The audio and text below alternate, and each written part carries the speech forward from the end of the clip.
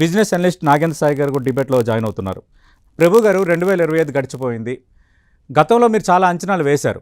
అంచనాలకు తగ్గట్టుగానే వెండి ధర పెరిగింది, బంగారం ధర పెరిగింది. కానీ సామాన్యుడిగా ఇప్పుడు నేను ఒక ఇన్వెస్టర్ని అనుకుందాము, లేదంటే నాకు వచ్చే జీతంలో కొంత భాగాన్ని ఇన్వెస్ట్ చేద్దామని అనుకుంటాను. కానీ నాకు ఏదో మూల ఒక భయం ఉంటుంది.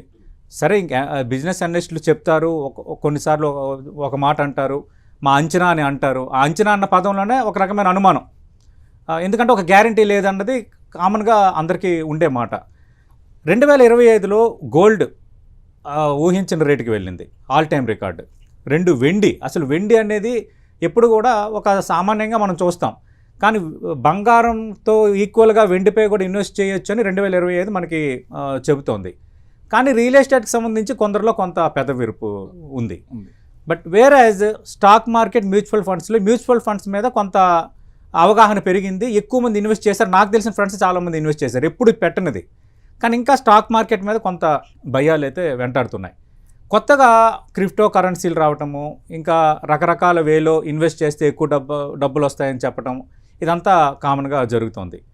2026 మనీ ప్లాన్లో ఇన్వెస్టరు ఎక్కడ రూపాయి పెడితే బెస్ట్? ఫస్ట్ మనం గోల్డ్, సిల్వర్ కోసం మాట్లాడుకుందాం. 2025లో ఉన్నట్టుగానే గోల్డ్కి రాబోతున్న ఇయర్ కూడా బంగారమయమేనా, లేదంటే కొంచెం హెచ్చు తగ్గులు ఉండొచ్చా? కొంత వివరిస్తారా? అంటే గోల్డ్ కౌన్సిల్ కూడా చెప్పింది నెక్స్ట్ 15 to 30% నెక్స్ట్ ఈ ఇయర్ కూడా 26 రావచ్చని. ఎందుకంటే ఎక్స్ట్రీమ్ పెరిగిపోయిందండి. సో కొనే వాళ్ళకి కూడా భయం వేస్తుంది కదా. సో ఇప్పుడు ఇన్వెస్ట్మెంట్ పరంగా యాంగిల్లో గోల్డ్ చూడొద్దంట నేను. అవసరార్థం మనకి ఏదైనా కావాలి అనుకున్నప్పుడు దానికి ప్లాన్స్ ఉంటాయి. ఇమీడియట్గా అయితే ఒక ప్లాన్, లేదా టైం ఉంది అంటే ఈటీఎఫ్స్ పెట్టుకొని గోల్డ్ ఈటీఎఫ్స్ అలా పెట్టుకుంటే బెస్ట్. అంటే ఇప్పుడు ఎక్కువ కొంటాము, కొని ఏం చేస్తామండి, లాకర్లో పెట్టుకుంటాం. It's dead investment. ఎక్కువ పెట్టుకున్న గోల్డ్ లోన్ కూడా రాదు కదా, కొత్త రూల్స్ వస్తున్నాయి. సో గోల్డ్ అంత అవసరం లేదు, అవసరార్థమే పెట్టుకోండి, అంతకు మించి వద్దు. ఇన్వెస్ట్మెంట్ పరంగా యాంగిల్ అంటే 100% మీరు సిల్వర్ లో పెట్టుకోవచ్చు.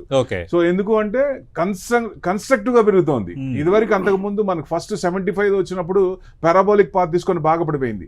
అప్పుడు పొజిషన్స్ బట్టి వచ్చింది కానీ ఇట్లా పెరగలేదు. సో ప్రెసెంట్ అయితే ఇండస్ట్రియల్ కన్సంప్షన్ పెరుగుతుంది. మీకు ఏ ఐటమ్ తీసుకున్నా, ఎలక్ట్రానిక్స్ తీసుకున్నా, ఫార్మా తీసుకున్నా, ఏ సెక్టార్ తీసుకున్నా దాంట్లో ఈ సిల్వర్ అనేది ఎక్కువ వాడుతున్నారు. అంటే ప్రొడక్షన్ ఏమో తక్కువైపోయింది, మైనింగ్ తక్కువైంది, సప్లై డిమాండ్ పెరిగిపోతుంది. సో డిమాండ్ పెరిగినప్పుడు ఆటోమేటిక్ గా రేట్ పెరుగుతుంది కదా.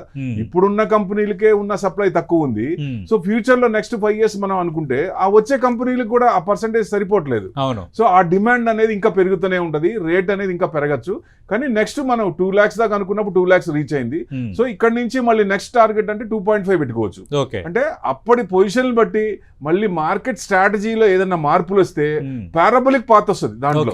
So we should be very careful in silver పెట్టేటప్పుడు. ఎందుకంటే డౌట్ వచ్చిందా ఏదో ఒక లెవెల్లో ఎగ్జిట్ అయితే బెస్ట్. ఎందుకంటే మనం ప్రాఫిట్ లోనే ఉంటాం కాబట్టి. సో ఎవరైనా ఈ యాంగిల్ చూస్తే బెస్ట్. అంటే yellow is dominating, white is dominating yellow అనుకోవచ్చు. మీరిద్దరే కాదు, నేను కూడా ఉన్నానని కాపర్ కూడా జాయిన్ అయింది. కాపర్ దానికి ఇప్పుడు ఎల్లాయిస్ మెటల్ అంటే అల్యూమినియం కానీ మిగతా మెటల్స్ కూడా, మెటల్స్ అన్ని పెరుగుతున్నాయండి. దీనికి అనుగుణంగా మనకి ఈక్విటీ మార్కెట్ ని ఎలా చూడాలి? మెటల్స్ ఎప్పుడు పెరుగుతాయి? అన్సర్టనిటీ ఉన్నప్పుడే మెటల్స్ పెరుగుతాయి. సో ఈక్విటీ మార్కెట్ కొంచెం ఇబ్బంది పడుతుందా? ఎందుకంటే ట్రేడ్ డీల్ జరగాలి. ఇంత మటుకు అదిగో పుల్లి ఇదిగో తోకున్నారు, ఇప్పుడు దాకా ఏం లేదు. సో ఆయనే చెప్పారు కదా, ట్రంప్ గారే చెప్పారు తొందరగా చేసుకుందాం అన్న ఉద్దేశంతో. అది మరి లేట్ అవుతోంది. సో అది ఎంత త్వరగా అయితే బెస్ట్. అది అయ్యి ప్లస్ ఐఎన్ఆర్ మనకి కంట్రోల్ వస్తుంది. మొన్నటిదాకా అంటే డాలర్ రిజర్వ్స్ తగ్గించుకొని గోల్డ్ రిజర్వ్స్ పెంచుతున్నాం. గోల్డ్ మనమే కాదు, వరల్డ్ మొత్తం కూడా. సో ఈ రీసెంట్ కూడా బాండ్ కూడా ట్రెజరీలో కూడా యుఎస్ లో మనం బాగా అమ్మాం, చైనా ఇండియా బాగా అమ్మేసాం.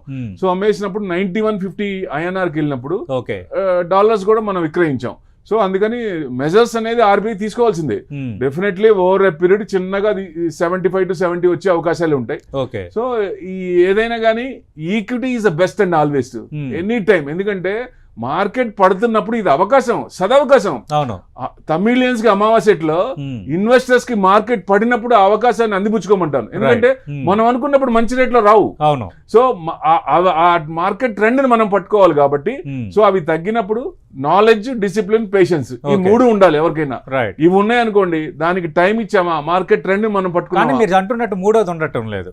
అంటే ఇన్వెస్టర్ కాన్సెన్స్ ఎట్లా ఉంటుందంటే నేను ఇప్పుడు రూపాయి పెట్టాను నాకు ఇమీడియట్ గా ప్రాఫిట్ కనిపించాలి రావండి ఇమీడియట్ ఆలోచనలో చాలా మంది ఉంటున్నారు.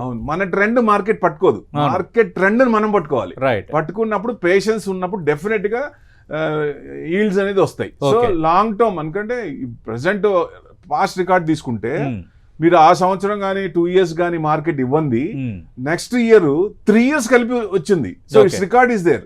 సో మనకి పేషెన్స్ కనుక ఉంచుకొని మంచి టైంలో డౌన్ లెవెల్లో ఇన్వెస్ట్మెంట్ చేసి ఫండమెంటల్స్ ఉన్న స్క్రిప్ట్స్ ప్రైజెస్ విల్ డిఫర్ కిందకి వచ్చినప్పుడు మనం పికప్ చేస్తే డెఫినెట్ గా మంచి ఈల్డ్స్ వస్తాయి.